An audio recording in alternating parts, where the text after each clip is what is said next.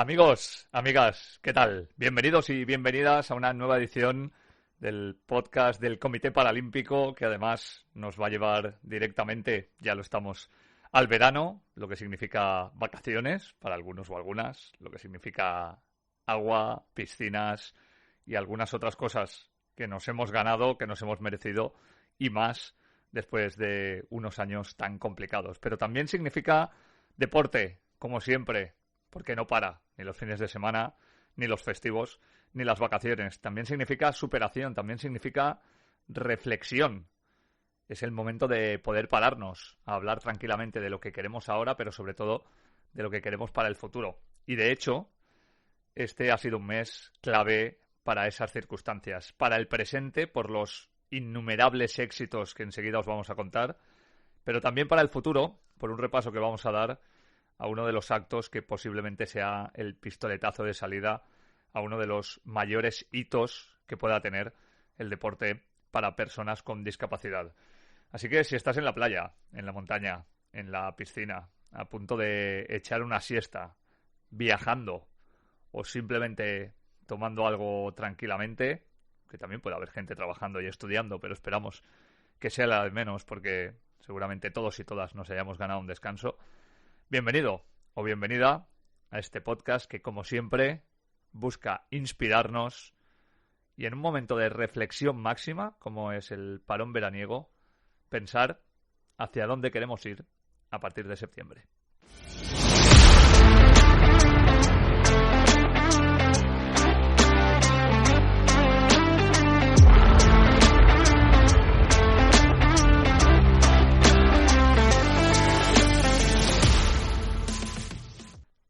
Casi podríamos repetir la misma coletilla en cada uno de los podcasts que realizamos, pero lo cierto es que no hay mes sin grandes éxitos del deporte paralímpico español y eso tiene mucho que ver con el trabajo en las categorías de formación y con las grandes generaciones en los muchos deportes en los que ahora mismo están presentes nuestros y nuestras deportistas. Por eso siempre le pedimos, y no es fácil, que haga una recopilación de todos ellos en nuestro informativo a Isabel Domínguez desde el Departamento de Comunicación del Comité Paralímpico Español. Junio ha sido un mes muy importante para el deporte paralímpico español, así que vamos a repasarlo. La Asamblea General del Comité Paralímpico Español aprobó el nuevo Plan ad hoc para los Juegos de París 2024 y Milán Cortina 2026. En él se establece un nuevo sistema de ayudas y servicios al deportista con el objetivo de que llegue a la cita paralímpica en las mejores condiciones de preparación. Muchas de las empresas del ciclo anterior continuarán apoyándolo y además se han unido otras nuevas. Uno de los nuevos socios que se incorpora al Plan ad hoc es Dingo Natura. La empresa de fabricación de alimentos para animales de compañía se convierte en patrocinador del equipo paralímpico español dentro de la máxima categoría y además dará nombre al nuevo equipo de promesas paralímpicas de piragüismo. En lo deportivo, lo más destacado sin duda del mes de junio han sido las 29 medallas logradas por España en el Mundial de Natación de Madeira. A la lista de campeones, formada por Michelle Alonso, Marta Fernández, Toni Ponce y Nuria Marqués, se ha unido la joven almeriense de 13 años, Anastasia Dimitriv. La actuación de Yassine Eudadi en la carrera Liberty también fue memorable. El atleta de la Federación Española de Deportes para Ciegos, que ya se proclamó campeón paralímpico en Tokio, se impuso esta vez a todos sus rivales sin discapacidad. La recaudación de la prueba, cerca de 11.000 euros, se destinó al equipo Liberty de promesas paralímpicas de atletismo. Los españoles tampoco fallaron en el Europeo de Triatlón de Polonia, pese a las bajas temperaturas que obligaron a cancelar el tramo de natación. Los oros los consiguieron Susana Rodríguez, Sara Loer, Andrea Miguélez y Dani Molina. Las platas fueron para Raquel Mateo y Marta Francés y los bronces para Kini Carrasco y Lionel Morales. En Polonia se disputó también la primera prueba de la Copa del Mundo de piragüismo de esta temporada. Juan Antonio Valle se impuso en la prueba de kayak para deportistas con menor discapacidad física, mientras que Higinio Rivero y Adrián Mosquera se llevaron sendas platas en las pruebas de canoa para palistas con afectación moderada y leve. Las ligas de golbol llegaron a su fin con victoria de Tetuán en categoría femenina y de Sevilla en la masculina. Poco después, las madrileñas lograron otro título en el Campeonato de España, pero Canarias Cludeón evitó el doblete de los andaluces. Y en los campeonatos de España FEDI por selecciones autonómicas, Madrid fue el claro dominador al imponerse en los torneos de fútbol y de baloncesto masculino y femenino. En las pruebas de atletismo y natación destacaron José Martínez Morote y Eva Coronado. La selección española de fútbol 5 para ciegos se encuentra inmersa en pleno proceso de renovación. Tras concluir el europeo en la 9ª plaza y quedar fuera de los Juegos de París 2024, el equipo afronta ahora 2 años de transformación con el objetivo de regresar a la máxima categoría continental y recuperar la hegemonía que había venido ostentando. La que no para de conseguir éxitos es la selección española de ciclismo. En el Europeo de Carretera de Austria cosechó 13 medallas, entre ellas oro y plata de Sergio Garrote en handbikes y de Ricardo Ten en bicicletas convencionales. También destacaron Gonzalo García Abella en triciclos y el tándem formado por Cristian Benge y Noel Martín. Pero al margen de todo esto, uno de los hitos, como decíamos al principio, que posiblemente se pueda convertir en algo que marque el futuro del deporte en general, no solo el paralímpico, es la primera jornada de inclusión para deportistas paralímpicos que vivimos a lo largo de este mes en la sede del Consejo Superior de Deporte y que tiene sobre todo como objeto que en el futuro todo el mundo se iguale de verdad, bajo las mismas federaciones y bajo las mismas premisas. Lo hemos resumido con las 4 voces más destacadas que pudimos escuchar allí, aunque hubo tantas que no daríamos abasto.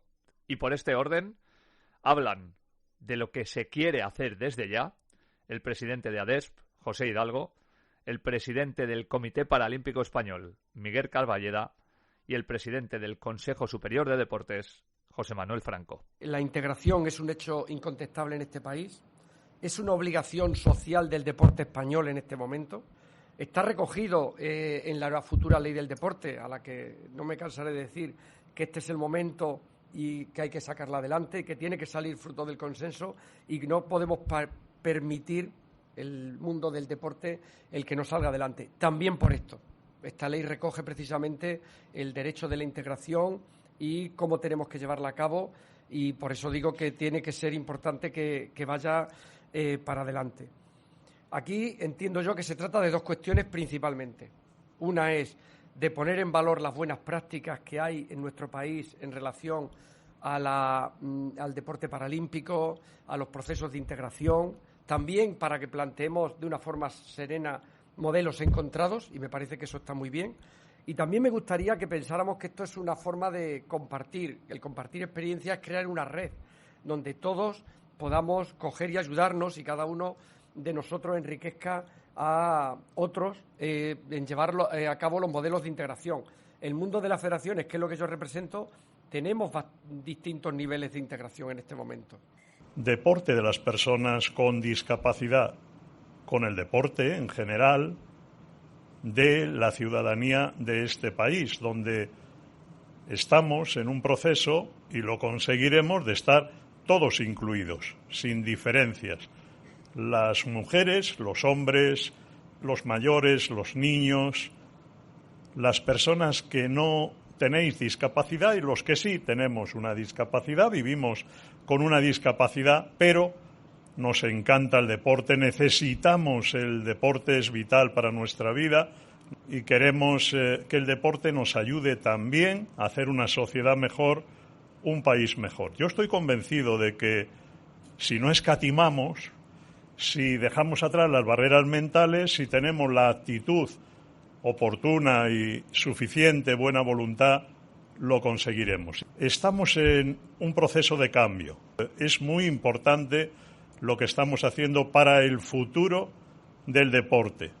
Nunca hemos dicho que fuera fácil, los procesos de integración no son fáciles, hay que romper muchas barreras, muchas comodidades, muchos miedos en la vida, pero, oye, esto es para valientes y nosotros deportivamente tenemos que tener una meta e ir a por ella, sin miedo, con todo el respeto del mundo, pero sin miedo. Para nosotros, para este Consejo Superior de Deportes, es un gran honor y un motivo de gran satisfacción poder albergar esta jornada en la que, merecidamente además, el deporte paralímpico copa todo el protagonismo bajo el epígrafe, maravilloso epígrafe, diría yo, de presente y futuro de los procesos de inclusión e integración deportiva de las personas con discapacidad. El título ya anticipa por sí mismo el momento tan trascendente que está viviendo el movimiento paralímpico. Es un tiempo de cambio en el que el entorno deportivo, de manera global, se está preparando para dar una nueva respuesta y que sea una respuesta uniforme a las reivindicaciones y demandas, en este caso del movimiento paralímpico. El Consejo Superior de Deportes comparte con el Comité Paralímpico el deseo de que la segregación de las personas con discapacidad dentro del deporte termine de dar paso definitivamente, insisto, a la integración de todas las personas deportistas bajo la misma federación. Es nuestro anhelo, nuestro deseo, y juntos vamos a conseguirlo, sin ningún género de dudas. Cada vez hay más películas de superhéroes y superheroínas, y más series también. No sé si estáis viendo alguna en las plataformas que ya todo el mundo tenemos disponibles pagando una determinada cuota.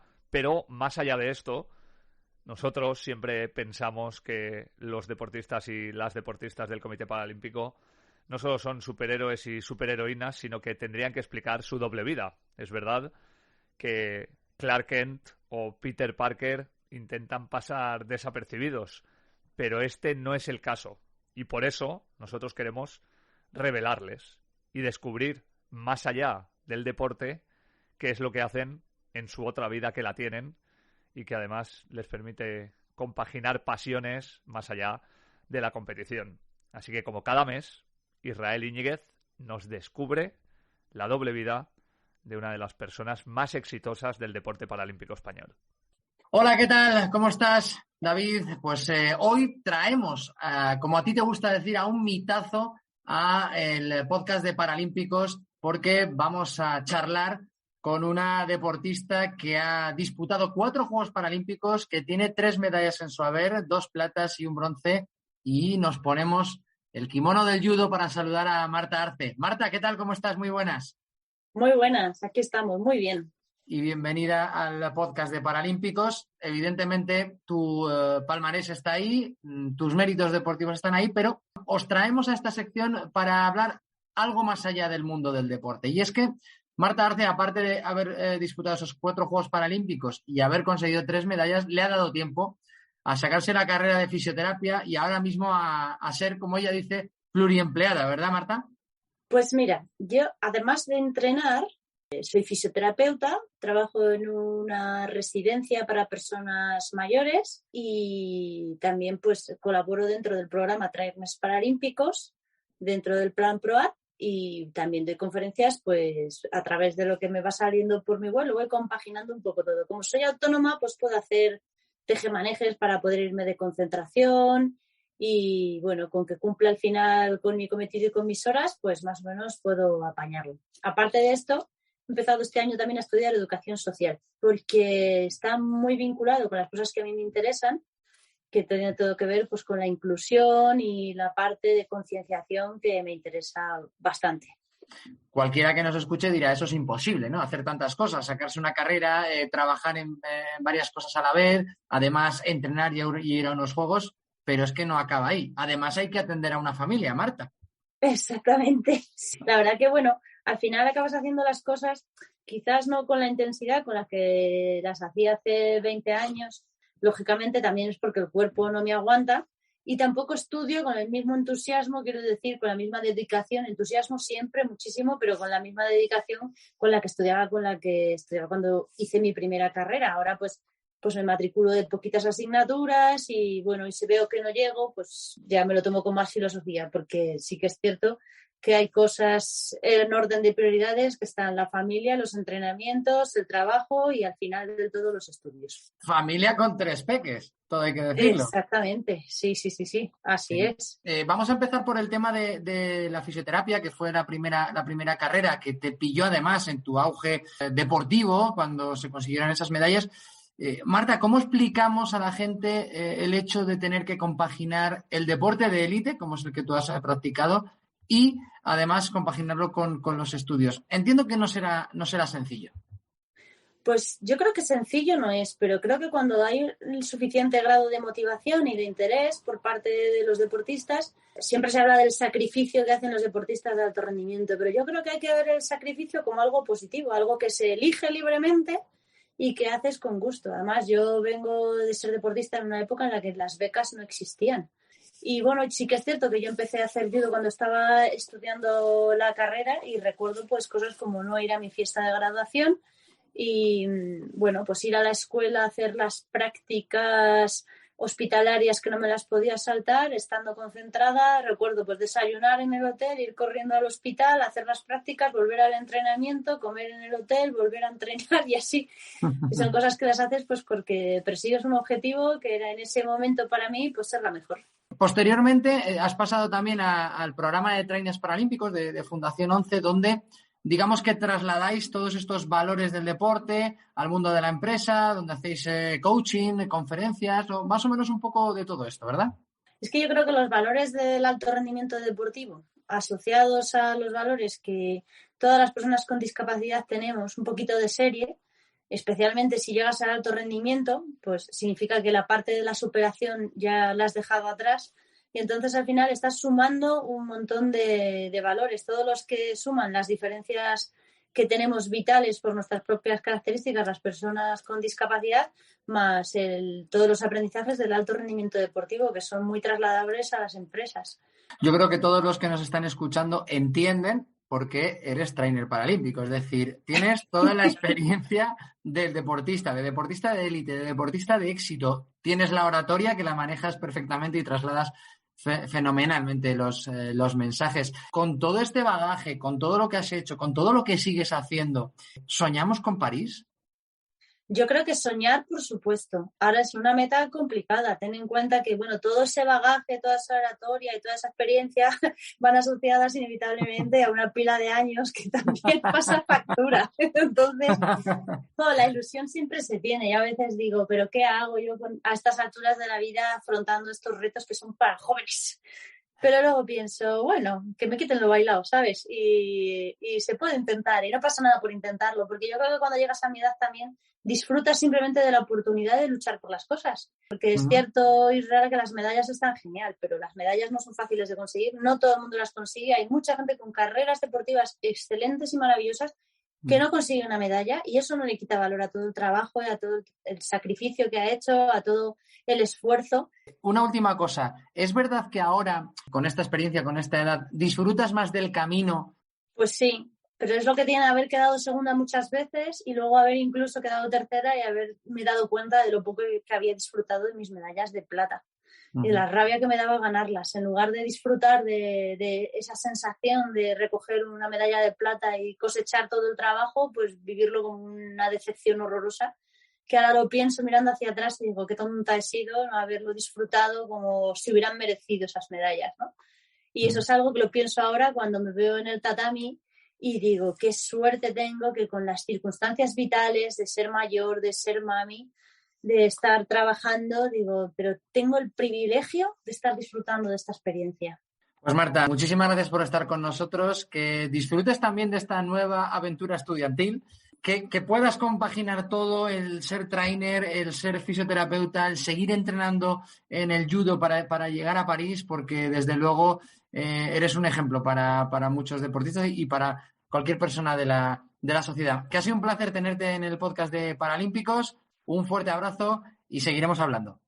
Muchísimas gracias a ti y a todos vosotros.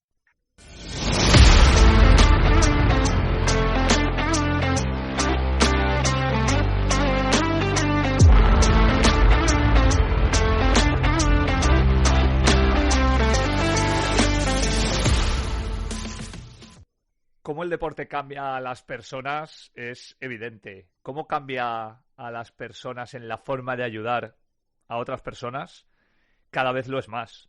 Por eso teníamos claro desde el principio que debíamos dar voz en este podcast a entrenadores y entrenadoras, a guías y a gente que está siempre en un segundo plano y que ayuda a que esos éxitos que contábamos al principio puedan llevarse a cabo, pero también que se puedan sobrellevar los éxitos que no son tan sonados y que necesitan todavía evolucionar un poco más. No os vamos a desvelar, porque ella misma lo va a decir en las primeras palabras de quién hablamos, pero sí que queremos homenajear a alguien que desde 2004, y lo que queda, está ayudando a muchas de las personas integradas dentro del movimiento paralímpico. Hola, soy Begoña Luis Pérez, Begoña Luis. Más allá de mi formación, soy una persona enganchada al deporte, ya que lo he vivido en propia persona. Mis inicios se remontan a 2004. Yo estudio fisioterapia con el objetivo de acabar trabajando en deporte y voy haciendo diferentes acciones de voluntariado hasta que ese año, 2004, la doctora Espejo, Pepa, me da la oportunidad de ir a una concentración de atletismo de la Federación Española de Deportes para Ciegos. A partir de este momento, todas las actividades para las que se me reclamaba, pues yo me apuntaba. Iba combinando también la fisioterapia, digamos, en el mundo paralímpico con el mundo olímpico, ya que también colaboro con la Federación Española de Atletismo. Y voy creándome un bagaje como fisioterapeuta y un conocimiento sobre la discapacidad, no solo a nivel de fisioterapia, sino también a nivel de deporte.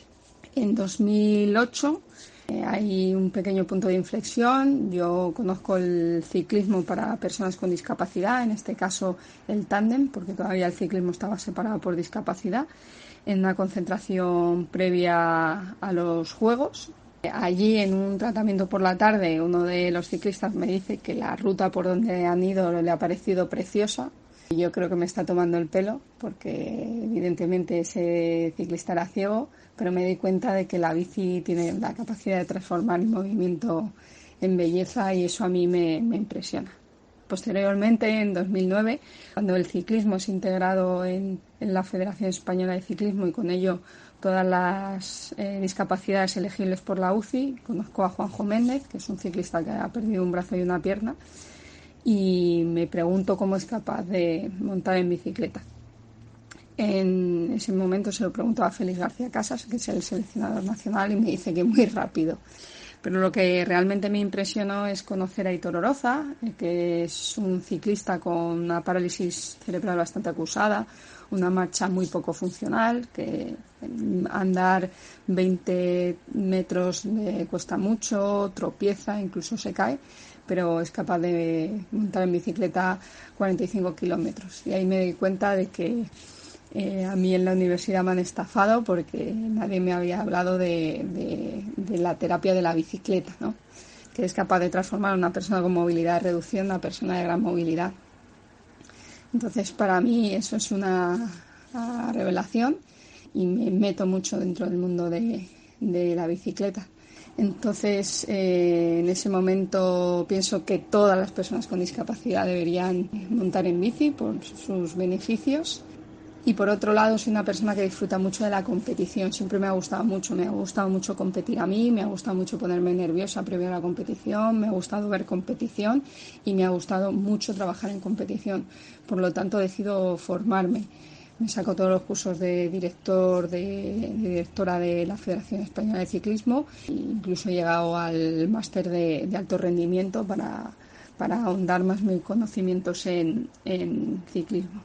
De 2009 estoy 10 años como responsable de la fisioterapia preventiva en el Consejo Superior de Deportes para el Comité Paralímpico, pero ya en 2017 yo empiezo a dar un vuelco en cuanto a mi relación con el deporte. Primero me nombran responsable de la Comisión de Ciclismo Adaptado de la Federación Madrileña de Ciclismo para trabajar sobre la base del ciclismo adaptado en Madrid y la competición nacional, y en 2018 se me encomienda a través de Federación Española de Ciclismo y Comité Paralímpico Español el equipo Cofidis de Promesas Paralímpicas, en la que buscamos talento ciclista en personas con discapacidad.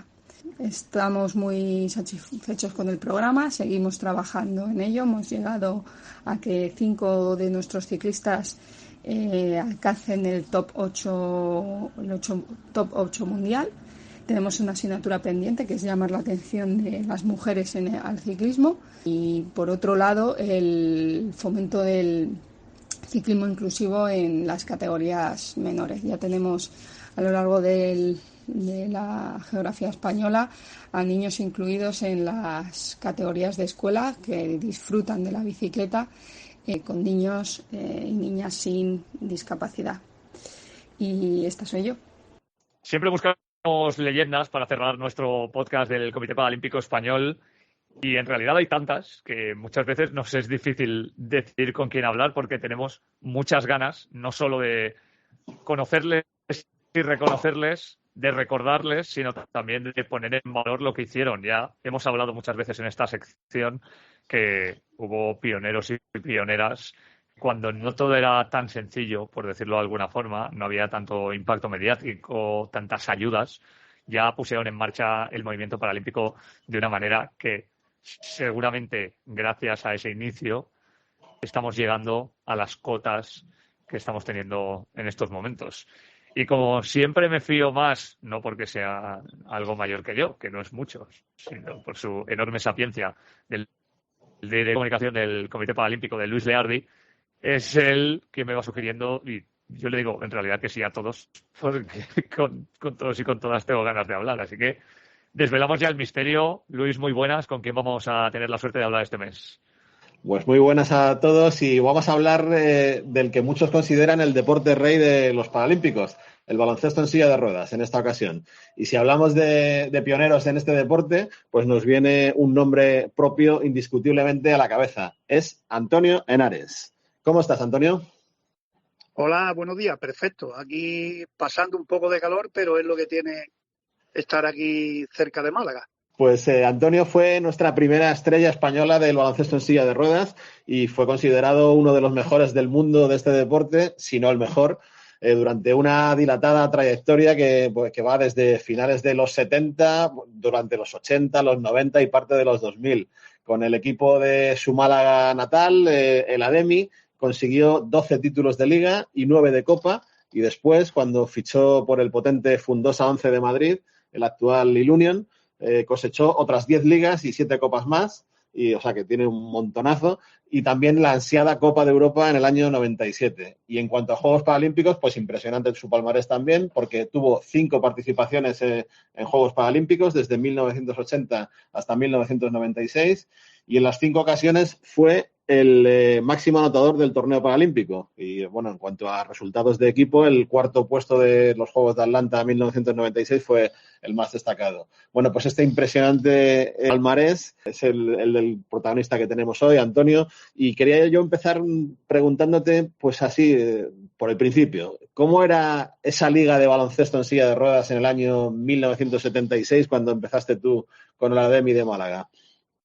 Bueno, en 1976 se jugó la segunda división, que fue en Madrid, y los equipos participantes pues ascendían 2 a División de Honor, que entonces había 4 equipos, y a partir del 77 ya se amplió a 6. Los principios, bueno, pues fueron malísimos, porque no había un duro. Los viajes de 1.000 y 2.000 o 1.200 kilómetros en furgoneta, comer bocadillo y te los tenías que pagar tú, y entonces fueron unos años muy bonitos en lo deportivo, pero nos costó mucho competir y acceder a buenas instalaciones y esas cosas. Tú has vivido en primera persona, pues esto que nos estás contando, ¿no? Esos inicios tan duros, en los que había que hacer tantas cosas, ¿no? Y tantos sufrimientos, pero con ilusión y con alegría. Pero también has ido viendo cómo se ha ido desarrollando el baloncesto en silla de ruedas, el deporte paralímpico en general.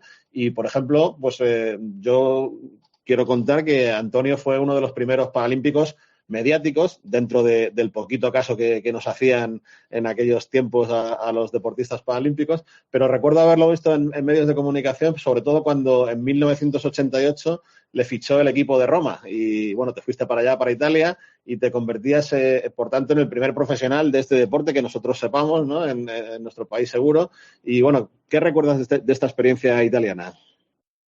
Bueno, la verdad que fue una experiencia muy bonita. De hecho, luego estuve 2 temporadas más.